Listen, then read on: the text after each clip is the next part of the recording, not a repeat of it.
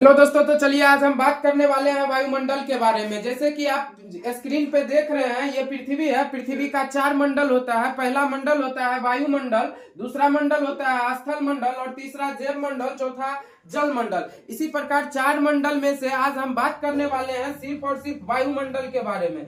देखते हैं वायुमंडल में क्या होता है। आज जो हम बात करेंगे इस वायुमंडल के बारे में बात करेंगे। देखते हैं वायुमंडल में कैसे बारिश होती है, वायुमंडल में कैसे आग लग जाती है, वायुमंडल में कैसे समान ताप होती है और वायुमंडल में कैसे एरोप्लेन या हेलीकॉप्टर चलते हैं, रॉकेट चलते हैं या ऐसे बहुत सारा अंतरिक्ष यान चलते हैं। वायुमंडल क्या होता है, वायुमंडल कितने प्रकार के होते हैं, सब कुछ आपको हम इस वीडियो में बताएंगे। आप वीडियो में लास्ट तक बने रहें। मंडल क्या होता है, वायुमंडल किसे कहते हैं, थोड़ा वीडियो में देखिए। यहाँ पे लिखा है वायुमंडल पृथ्वी के चारों तरफ उपस्थित गैस का आवरण वायुमंडल कहलाता है। आप सब समझ गए होंगे, पृथ्वी के चारों तरफ उपस्थित गैस का आवरण ही वायुमंडल कहलाता है। ये वायुमंडल का, जैसे कि पृथ्वी के वायुमंडल में कई गैस उपस्थित है। इन गैसों में नाइट्रोजन तथा ऑक्सीजन मिलकर वायुमंडल का 99% भाग का निर्माण करता है। सिर्फ 2 ही गैस मिलकर वायुमंडल में 99% भाग का निर्माण करता है। पहला गैस है नाइट्रोजन और दूसरा ऑक्सीजन।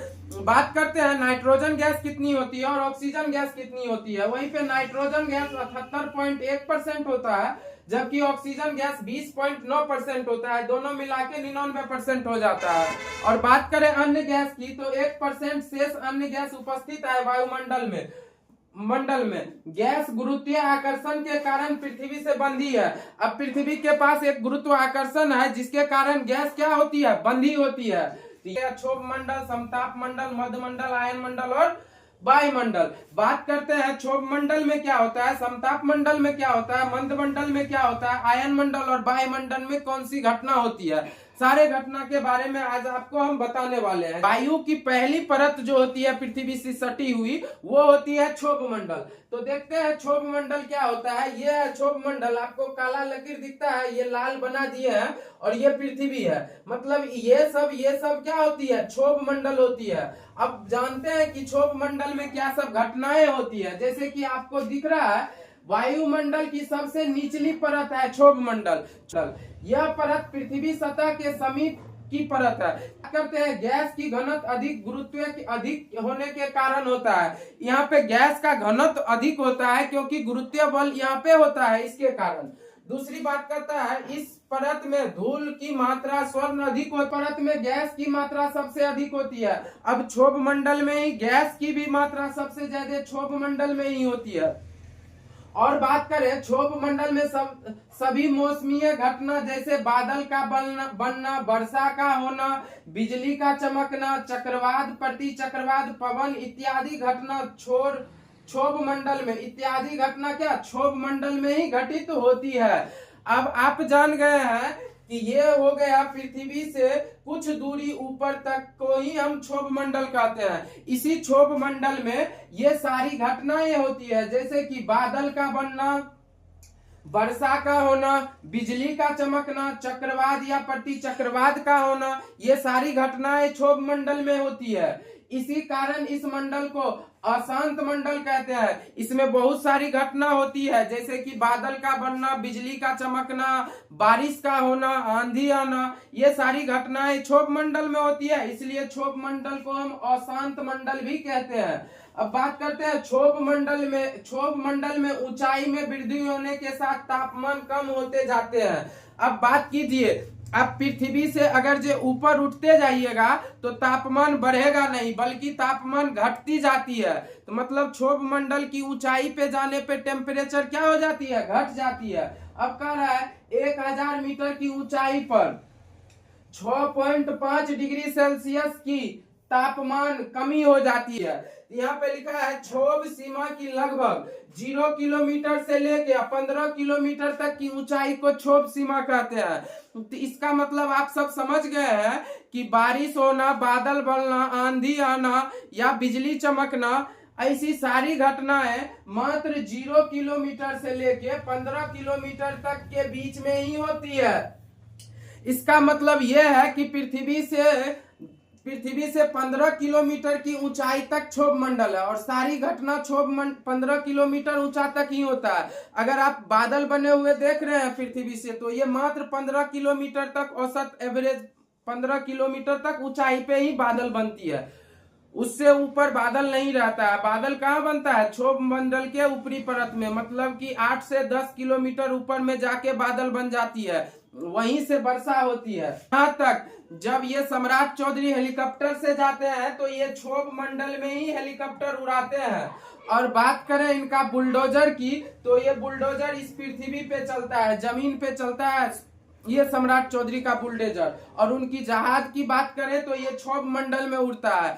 वहीं पे एरोप्लेन की बात करें तो वो दूसरी मंडल में उड़ता है। आगे हम बताएंगे कौन सी मंडल में एरोप्लेन सब उड़ती है। चलिए करते हैं पृथ्वी की अब दूसरी मंडल। जैसे कि पहला तो पृथ्वी से ऊपर 15 किलोमीटर ऊपर तक क्षोभ मंडल कहलाता है। 15 किलोमीटर से ऊपर जो भी आता है एरिया, उसको हम क्या कहते हैं? समताप मंडल। यहाँ पे दिख रहा है आपको समताप मंडल, ये है, मतलब 15 किलोमीटर से लेके 50 किलोमीटर की दूरी को ही हम समताप मंडल कहते हैं। अब समताप मंडल क्या होता है इसके बारे में मतलब समताप मंडल जो है क्षोभ सीमा तथा समताप सीमा के बीच उपस्थित परत को समताप मंडल कहते हैं। कह रहा है समताप मंडल में तापमान लगभग समान होता है। देख लीजिए, समताप मंडल में आप जाइएगा ना 15 किलोमीटर से ऊपर और 50 किलोमीटर के बीच में, तो वहां का टेम्परेचर समान होता है, इसलिए इसको समताप मंडल भी कहा जाता है। ना ही टेम्परेचर वहां पे ज्यादा होता है कहीं पे, ना ही कम, मतलब जैसा टेम्परेचर है ना समान टेम्परेचर रहता है। अर्थात तापमान संबंधित समरूपता पाई जाती है, मतलब तापमान जो है समरूप रहता है, सब जगह एक ही रूप रहता है। कह रहा है कि इसी कारण इस मंडल को समताप मंडल भी कहते हैं। यही कारण है इस मंडल को समताप मंडल भी कहते हैं। दूसरी बात अगर करें, इस मंडल के निचले भाग में ओजोन गैस की उपस्थिति होती है। देखिए, जो परावैंगनिक किरण होती है सूर्य से आती है, जो हमारे शरीर पे इफेक्ट करती है, उससे बचाने के लिए ओजोन गैस कहाँ पे रहती है? इसकी निचली भाग में समताप मंडल ये हुआ। आप ये देख रहे हैं वीडियो में, ये हो गया आपका समताप मंडल, ये समताप मंडल हो गया आपका। यही समताप मंडल के निचली परत, मतलब ई वाला निचली परत में ओजोन गैस रहता है। अब बात करते हैं कि समताप मंडल की कुल दूरी कितनी होती है, तो आप देख रहे हैं 15 किलोमीटर से लेके, यहाँ पे लिख देते हैं 15 किलोमीटर से लेके 50 किलोमीटर तक की दूरी को हम क्या कहते हैं? समताप मंडल कहते हैं। अब बात करते हैं, इस मंडल में मौसम संबंधित घटनाएं घटित नहीं होती है। अब बात करते हैं समताप मंडल में अगर चले जाइएगा क्षोभ मंडल से ऊपर, तो वहां पे मौसम संबंधित कोई भी घटना नहीं होती है। ना ही वहां पे बादल लगती है, ना ही वहां पे बारिश होती है। वहां पे समान ताप रहता है और वहां कुछ नहीं होता है। बादल, बारिश, ठनका, बिजली, ये सारी घटना, आंधी तूफान सिर्फ क्षोभ मंडल में होता है। पृथ्वी से 15 किलोमीटर तक के दूरी के अंदर ही ये सारी घटना होती है। 15 किलोमीटर के बाद अगर आप ऊपर जा रहे हैं तो वहां पे कोई भी प्रकार की घटना नहीं होती है। अब कह रहा है इसी कारण बस इसे शांत मंडल भी कहा जाता है। अब बताइए, समताप मंडल में सब जगह तापमान भी शांत होता है और वायु का गति भी नहीं रहता है, इसलिए इसको क्या कहते हैं? इसलिए इसको शांत मंडल भी कहते हैं। अब बात कर रहे हैं, यह मंडल हवाई जहाज के उड़ने के लिए अनुकूलित है। अब बात करते हैं, रनवे पे से जब एरोप्लेन सब उड़ती है तो वहां पे जो है ये क्षोभ मंडल से जाते हुए समताप मंडल में जाके अपना दूरी सफर करती है, क्षोभ मंडल को क्रॉस करती है। यहाँ से ये क्रॉस करेगी और सारा दूरी समताप मंडल में ही ये तय करती है। मतलब अगर कोई आपसे पूछे कि कौन सी मंडल में एरोप्लेन सब उड़ती है, तो आप बताइएगा समताप मंडल में एरोप्लेन उड़ती है। वहीं पे बात करेगा कौन सी मंडल में हेलीकॉप्टर उड़ता है, तो क्षोभ मंडल में हेलीकॉप्टर उड़ता है। अगर बात करेगा समताप मंडल की दूरी कितनी होती है, तो 15 से 50 किलोमीटर तक की होती है। ये हो गया समताप मंडल। कह रहा है समताप मंडल की सीमा 15 से 50 किलोमीटर होता है। मतलब समताप मंडल जो है 15 किलोमीटर ऊंचा से लेकर 50 किलोमीटर नीचा तक, इस बीच वाले भाग को हम कहते हैं समताप मंडल। अब हम बात करते हैं मध्य मंडल। मध्य मंडल क्या होता है और मध्य मंडल में कौन सी सारी घटनाएं होती है। जैसे कि आपको बोर्ड पे दिख रहा है, ये हो गया अपना मध्य मंडल। कौन सी हो गया मध्य मंडल, तो हम आपको बता रहे हैं। अब आपको हम बता रहे हैं, ये वाले जो भाग है ना, ये मध्य मंडल हो गया। ये हो गया क्षोभ मंडल। क्या हो गया, क्षोभ मंडल। ये हो गया कौन सा, समताप मंडल। समताप मंडल, ये समताप मंडल। और ये कौन सा हो गया, मध्य मंडल। ये हो गया मध्य मंडल।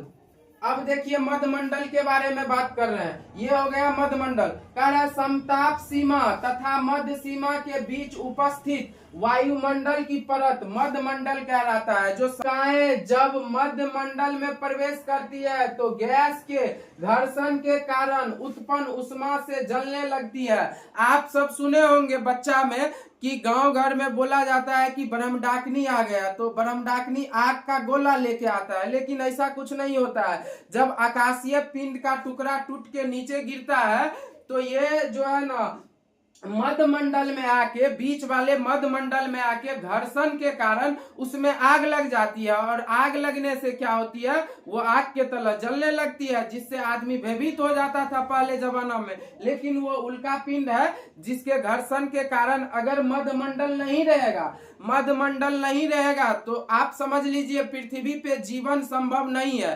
क्योंकि इतना उल्का पिंड गिरता है पृथ्वी पे, जो सारा मध्य मंडल में आग लग के घर्षण के कारण जल के वहीं पे खत्म हो जाता है। अगर वो जल के खत्म ना हो पाएगा तो आपको हम बता देते हैं, यहाँ पे पूरा बड़ा बड़ा उल्का पिंड का बारिश होगा। जब उल्का पिंड का बारिश होगा तो अच्छे अच्छे घर, मकान, आदमी, जानवर सारे क्षतिग्रस्त हो जाएंगे। इसलिए हमें मध्य मंडल उल्का पिंड सबसे बचाते हैं और उल्का पिंड को वहीं पे जला के राख कर देते हैं।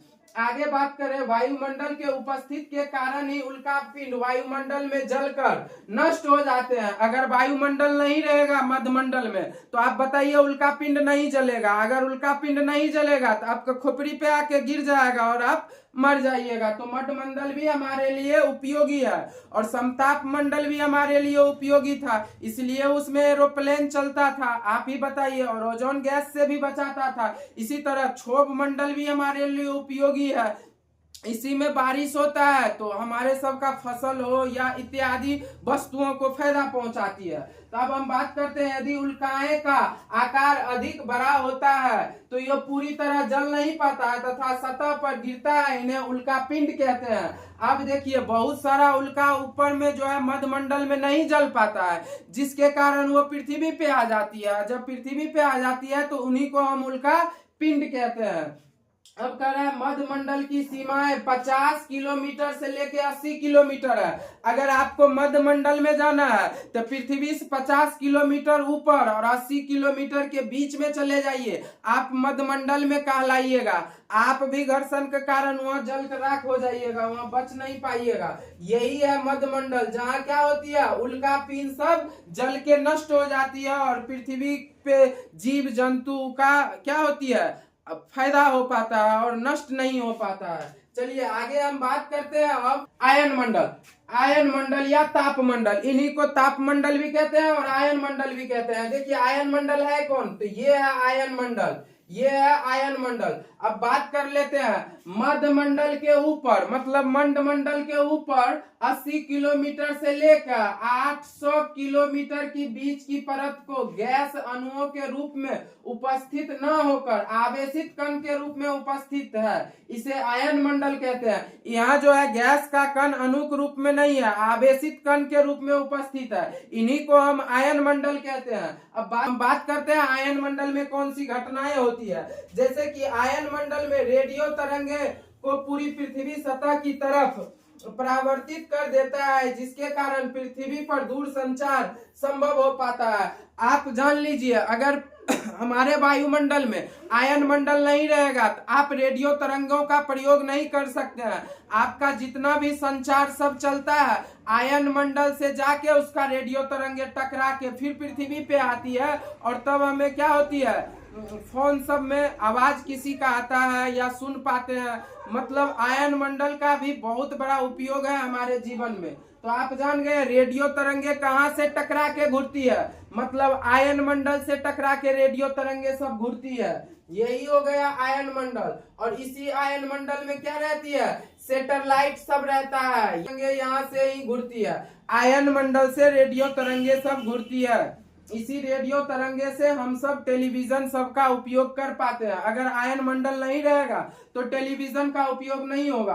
आयन मंडल की अगर बात करें कितना कितना दूरी है, तो 80 से लेके 800 किलोमीटर की बीच की दूरी को हम क्या कहते हैं, आयन मंडल। वायुमंडल क्या होता है, कह रहा है 800 किलोमीटर से ऊपर की दूरी को वायुमंडल कहते हैं। मतलब 800 किलोमीटर से ऊपर की जो दूरी होती है उसी को हम वायुमंडल कहते हैं। यह एक ऐसा चुंबकीय क्षेत्र होता है, वहां पे एक ऐसा चुंबकीय क्षेत्र होता है पृथ्वी के चारों तरफ, जिसमें ऊर्जा के कण या उष्मा विकिरण के रूप में गति करता है। वास्तव में यह पृथ्वी के चारों तरफ एक विकिरण क्षेत्र होता है, जिसे आंतरिक विकिरण क्षेत्र तथा बाह्य विकिरण क्षेत्र कहते हैं। यहाँ से विकिरण निकलता है आयन मतलब वायुमंडल से, इसी चीज के बारे में बता रहा है। और वायुमंडल पृथ्वी का सबसे बाहरी मंडल है, मतलब वायुमंडल का सबसे बाहरी मंडल क्या होता है, वायुमंडल। और यही होता है वायुमंडल। वायुमंडल की बात करें तो 800 किलोमीटर की बाद की क्षेत्र को हम क्या कहते हैं,